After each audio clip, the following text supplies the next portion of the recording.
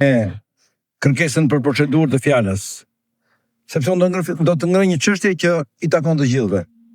Dhe unë kërkoj realisht mbështetjen e të gjithëve.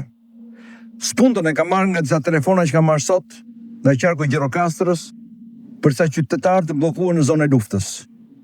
në lindjen e mesme. Pa të bllokuar, pa mundësi udhëtimi, të izoluar në kushte të vështira dhe në kushte të rrezikshme. Prandaj do kërkoja këtë gjë, pikërisht,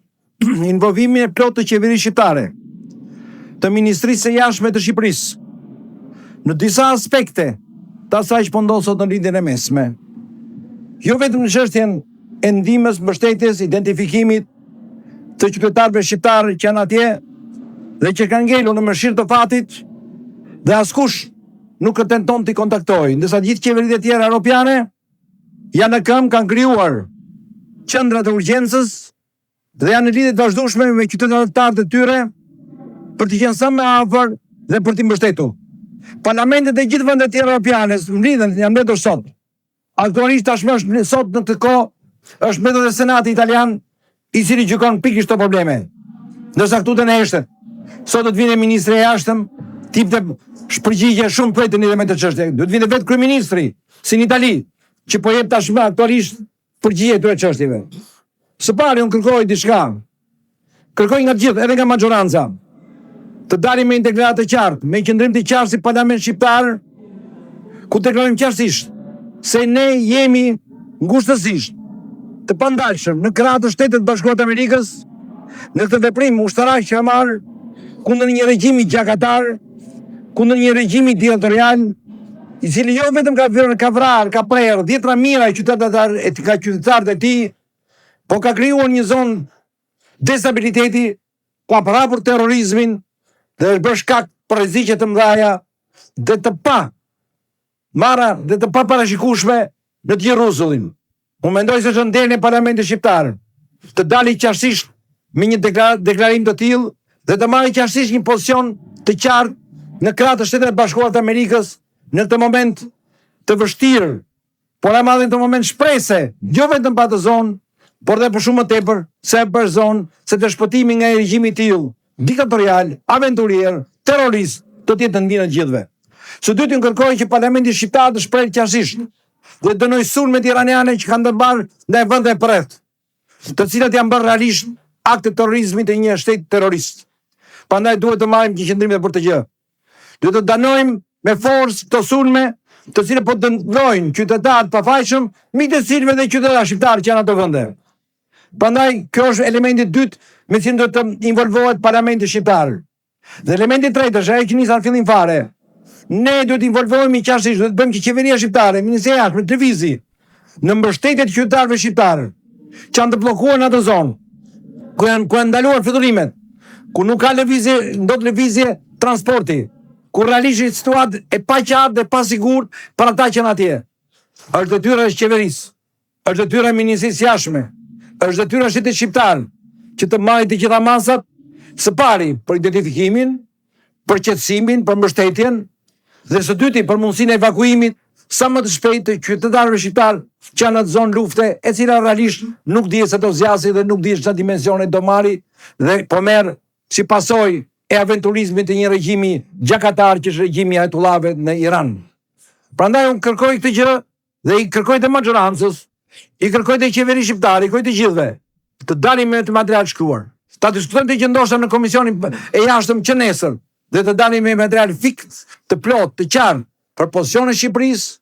për dënimin e agresionit iranian ndaj vendeve fqinj dhe për mbështetjen e ndihmën që do t'i japë qeveria shqiptare dhe Ministria e Jashtme ndaj qytetarëve shqiptar që janë në të zonë dhe që realisht kanë nevojë për mbështetje, kanë nevojë për ndihmë, ashtu si dhe familjarët e tyre këtu në Tiranë, në Shqipëri, në Gjirokastër dhe kudo, siç mora sot njoftime nga Gjirokastra, kanë nevojë për të qetësuar dhe për të njerëz që njerëzit e tyre kanë një mbështetje dhe diçka po bëhet për të organizuar qoftë evakuimin sa më shpejt të atyre njerëzve. Faleminderit. Po, zoti Balla. Ma marr fjalën tani me që na kërkoi. Atëherë fjalën e ka zoti Balla dhe të përgatitet zoti Ivi Kaso.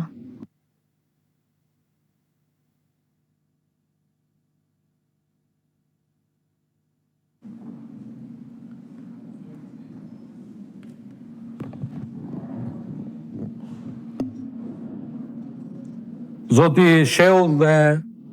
gjithë kolegëve deputet, qeveria shqiptare përmes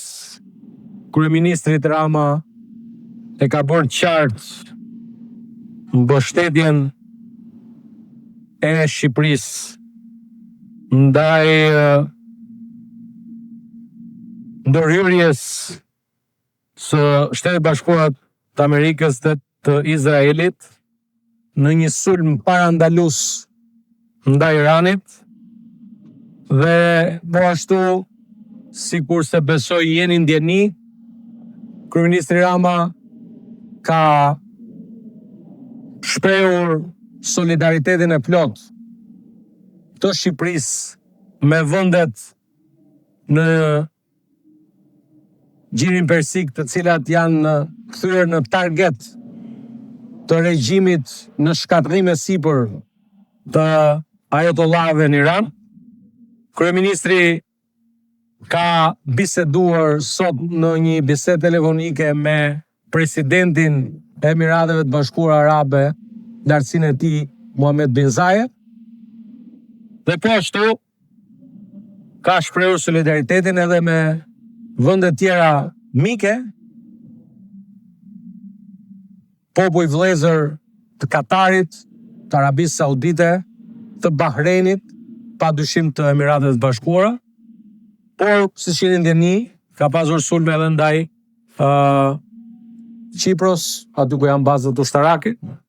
E mirëpresim propozimin tuaj për të pasur, pse jo dhe Kuvendi i Shqipërisë në qëndrim, po besoj që qëndrimi i qeverisë ka qenë i qartë në të njëjtën linjë me atë që presidenti i Shtetit Bashkuar të Amerikës Donald Trump konfirmoi se objektivi i Shtetit Bashkuar të Amerikës ishte të mbronte popullin amerikan dhe vendet aleate, duke eliminuar kërcënimet e menjëhershme nga regjimi iranian, nga një grup i pamëshirshëm dhe shumë i ashpër dhe shumë i rrezikshëm. Dhe e vërteta është paksa e hidhur se ndërkohë që Shtetet Bashkuara të Amerikës dhe Izraeli me forcat e tyre ushtarake godisnin objektivat e regjimit të ajatollahëve, ajatollahu i fundit në Europë, Sali Berisha, urdhëronte ju dhe ata që u vinë nga mbrapa të sulmonit godina. Nina nuk e pse bërtet ti, sepse në atë godin që sulmonte Saliu nga gjithë ne që jemi këtu, vetëm Saliu kishte brenda. Në asnjëri nga ne para viteve 90 as nuk e ka pasur dot në ëndër të hynte në atë godin. I vetmi që mund të hynte në atë godin, madje dhe të ngrohej pranë zjarrit bubulak të familjes së diktatorit, ishte ajatollahu në krye të partisë tuaj. Dhe hipokrizia më e madhe në këtë moment që flasim është që ndërkohë që në Kuvendin e Shqipërisë kemi të planifikuar ditën foltoren për qytetarët, ju braktisni foltoren e qytetarëve për shkuar diku ku bashkë me shërbimet mbështetëse të Partisë Demokratike nuk bëheni shtetet veta. Megjithatë, kjo është diçka tjetër, por modesti përgjigjem asaj që tha zoti Shehu. E për ta vazhduar, besoj që sot është dita që dikush në emër të grupit parlamentar të Partisë Demokratike, në linjë me grupin e partive popullore europiane në Parlamentin Europian, e thënë qartë përmes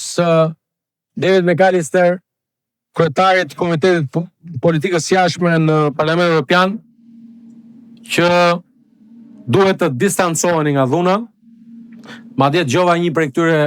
përfaqësuesve tuaj që kishte nxjerrë në internet, pra në rrjetet sociale, edhe shembuj të protestave në vende tjera. Ka një dallim shumë madh, po padyshim që ka edhe protesta të dundshme edhe në vende tjera, por nuk ka asnjë vend në botë që protestat e dhunshme të udhëhiqen nga një parti politike. Pra mund t'i bëjnë grupe të caktuara destabilizuese, antisistem, por nuk mund të udhëhiqen nga një parti politike. Dhe sulmi ndaj fondacionit Art Explora, një investim tërësisht frances, është një sinjal i keq për një parti politike e cila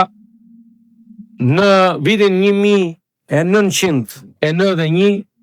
kishte ideal antarësimin e Shqipërisë në familje europiane, ta bëjmë Shqipërinë si gjithë Europa, dhe sot ju jeni shndruar një parti që përdorni zjarre flak kundër projekteve të huaja, me ndoshta ndonjë synim të qartë për të zbërë një provë që ju lidh shumë, ose të paktën udhëheqësin tuaj lidh me regjimin e kaluar. Sa i përket diçka që u ngrit tu për situatën në aksin rrugor Libra Shprenjas, për te gjithë femnajës shpifjeve, ai është një rast që është i qartë që kemi të bëjmë me një fatkeqësi natyrore, edhe 30 vjet më parë kur një kompani aso kohë greke kontraktuar nga qeveria në vitin 1995, kur ndërtohen dhe urën në atë vend, ka pasur një rrëshqitje, është bllokuar rruga për një kohë gjatë edhe aso kohë. Dhe ky është një fakt, të paktën për shkak se edhe jam banor, kam qenë dhe jam banor i librarëve dhe di fare mirë ajo që ka ndodhur. Përdorimi një fatkeqësie natyrore për qëllime politike është mungesë largpamësie politike pikë pari. Por lajmi mirë është që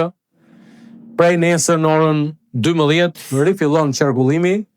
në atë aks, në atë kalim të përkohshëm, ndërkohë që mbi këtë kalim përkohshëm vijon puna intensivisht për vijimin e projektit Korridori 8. Është fakt që falë kësaj qeverie, Korridori 8 do të jetë një Korridori 8 ashtu siç i ka hije këtij korridori europian. Nuk do të kishim pasur një korridor 8 nëse nuk do të kishte qenë insistimi i qeverisë Rama në samitin e zhvilluar në Shqipëri të Bashkimit Evropian me Ballkanin Perëndimor. Ka qenë një betejë e vështirë të mbajmë korridorin 8 si një korridor evropian, një betejë shumë vjeçare, po e fituar nga kjo qeveri. Dhe e vërteta është që korridori 8 do të japi Shqipërisë një mundësi të artë për qenë një vend, një urë ndërlidhëse mes portit Durrësit dhe portit Varnës, dy pika të rëndësishme strategjike për transportin jo vetëm të udhëtarëve, jo vetëm të mallrave, po dhe të pajisjeve ushtarake në kushtet e reja të gjeopolitike me të cilat ndodhet sot Europa. Kështu që në këtë këndvështrim mendoj që gjithë ato ankesa që u thanë këtu për sa i përket këtij projekti, është një projekt i madh, kalon një zonë të vështirë, nuk përjashtohet që problematika të ngjashme të ripërsëriten edhe në pjesë të tjera të rrugës, të paktën nga pjesa që lidhet nga Dragostunja deri në pjesën e Bushtricës, ku më pas fillon një aks i ri rrugor që lidh nga ura e Bushtricës deri tuneli që kalon në kufirin mes dy vendeve, Republikës Shqipërisë dhe Republikës së Maqedonisë Veriut, ku do jetë tërësisht një aks i ri rrugor dhe aty pastaj do të jetë më e thjesht pjesa që lidhen me problematikat e aksit rrugor aktual. Ndërkohë që gjithë pjesa aktuale është fakt që kur ndërtohet një rrugë mbi aksin e vjetër, krijohen dhe problematika të kësaj natyre. Kështu që zoti Sheu, me që ju përgjigja për replik fjalës tuaj, është shumë e mirëpritur fakti që vjen zyrtarisht nga Partia Demokratike dënimi dhunës dhe po ashtu solidariteti me vendet e para, me partnerin ton strategjik Shtetet Bashkuara të Amerikës, me Izraelin, por dhe me vendet mike në Gjirin Persik, të cilat sot gjenden nën goditjen e regjimit në rënje të ajodollahëve. Faleminderit. Zonja Zhupa ka kërkuar fjalën për replik.